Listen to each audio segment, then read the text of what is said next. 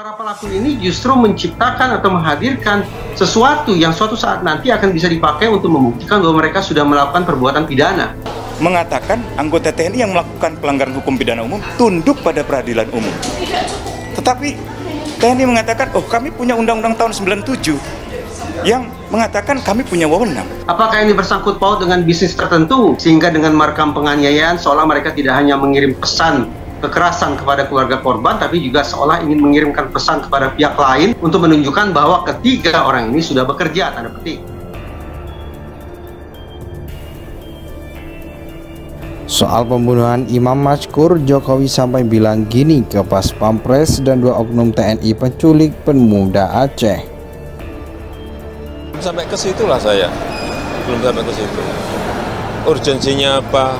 Alasannya apa, semuanya perlu dipertimbangkan secara mendalam, Pak. Saya kira itu masih kajian di Kemendagri dan saya belum tahu mengenai itu. Itu sudah diserahkan ke proses hukum lah, hormati proses hukum yang ada. Semuanya sama di mata hukum. Ya. Penyidik kan melakukan proses ini dan berkoordinasi dengan Pomdam Jaya, ya.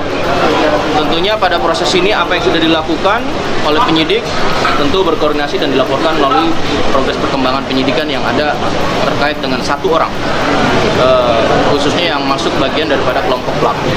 Yang dua lagi adalah 480 ya, atau penadahan terhadap barang dari hasil kejahatan pelaku. Yang diculik itu 2 orang, tapi yang satu dilepas di sekitar tol Cikeas, atau ya di sekitar tol Cikeas itu dia dilepas karena mendapati korban ini sudah kondisinya agak nafasnya udah susah.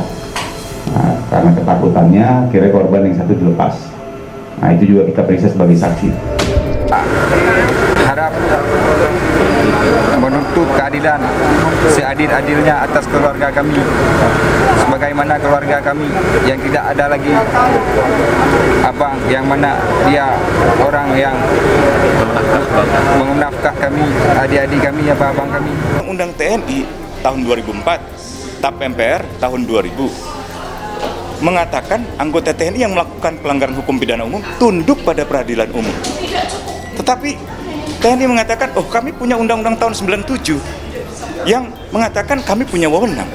Loh, bukankah ada azas hukum bahwa hukum yang lebih baru mengesampingkan hukum yang lebih lama?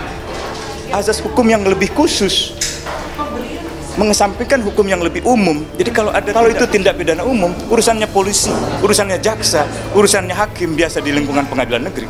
Ini memang yang sekali lagi saya sampaikan, ini kita masih terus mendalami untuk meyakinkan berbagai kemungkinan-kemungkinan yang beredar tersebut. Memang saat ini yang lebih mengarah adalah kepentingan ekonomi dengan modus bahwa berpura-pura menjadi aparat penegak hukum yang kemudian melakukan penangkapan kepada korban yang dalam hal ini dianggap oleh pelaku ini sebagai pengedar obat-obatan. Dengan demikian akhirnya menimbulkan ketakutan dan ini dijadikan alat untuk memeras keluarganya dengan meminta uang tebusan gitu. Oke. Misi kedua itu adalah bagaimana para pelaku bisa memastikan mereka lolos dari pertanggungjawaban pidana. Faktanya dalam kasus ini tersebar di publik rekaman penganiayaan itu. Dengan kata lain, para pelaku ini justru menciptakan atau menghadirkan sesuatu yang suatu saat nanti akan bisa dipakai untuk membuktikan bahwa mereka sudah melakukan perbuatan pidana. Betul. Ini bertentangan dengan misi kedua kejahatan yang tadi saya sebutkan. Dari situlah muncul spekulasi. Apakah benar para pelaku ini orang yang bisa dikategorikan bodoh? Tampaknya tidak demikian, karena mereka disebut-sebut sebagai bagian dari unit elit TNI. Betul.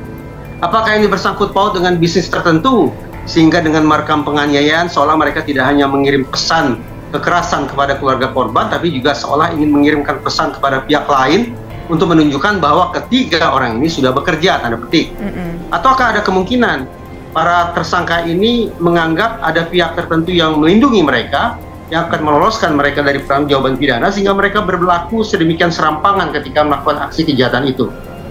Informasi sementara yang kita dapatkan dari hasil penyidikan, memang pelaku ini sudah melakukannya lebih dari 1 kali. Hanya untuk kepastian berapa kali dia sudah melakukan, kemudian apakah dengan korban yang sama sebelumnya atau yang berbeda, ini yang masih terus kita dalami, Mas, karena seperti ini kan memang kita harus mendapatkan data-datanya atau fakta-fakta yang didukung dengan alat bukti maupun saksi yang kuat. Tetapi yang jelas informasi awal bahwa pelaku ini sudah melakukan tindak pidana yang serupa ini sudah lebih dari 1 kali.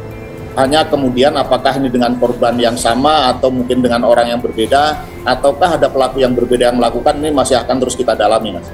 Sesuai dengan arahan Bang Hotman Paris, sudah sedang dikoordinasikan. Kita kalau di Aceh ini harus menunggu 7 hari dulu, atau bahasa Acehnya senuju. Selesai dari itu baru agenda keberangkatan ibunda atau keluarga dari Imam Mashkur ini kita atur untuk berangkat ke Jakarta.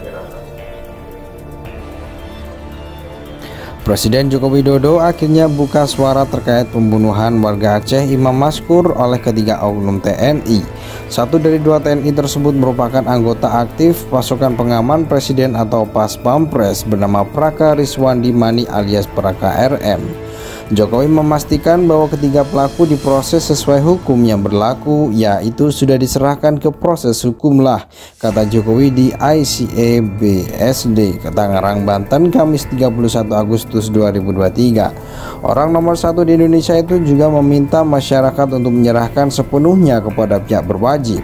Presiden Jokowi mengatakan semua warga negara sama di mata hukum, termasuk ketiga oknum anggota TNI tersebut. Hormati proses hukum yang ada, semuanya sama di mata hukum, tuturnya. Sementara itu kerabat Imam Mashkur Muhsin Bukhari mengatakan pihak keluarga korban sudah mengikhlaskan kepergian Imam Mashkur ke pengakuan Yang Maha Kuasa. Hanya saja pihak keluarga masih belum ikhlas dengan hukuman yang dijatuhkan terhadap pelaku yang merupakan anggota Pas Pampres Praka Riswandi Mani bersama 2 anggota TNI lainnya. Keluarga korban hanya meminta hukumannya nggak setimpal untuk pelaku, kata Muhsin Bukhari saat dihubungi Pojok1.id Kamis 31 Agustus 2023 dengan permintaan hukuman yang setimpal terhadap para pelaku. Kata Muhsin, saat ini kondisi orang ibunda korban Imam Mashkur tengah drop lantaran masih teringat dengan kekejaman para pelaku. Kondisi ibunda Imam Mashkur lagi tidak sehat, ibunda lagi drop, ujarnya. Kendati menuntut hukuman setimpal terhadap para pelaku, namun Muhsin memastikan hingga saat ini tidak adanya intimidasi dari pihak TNI terhadap keluarga korban. Proses hukumnya berjalan sesuai prosedur hukum yang berlaku.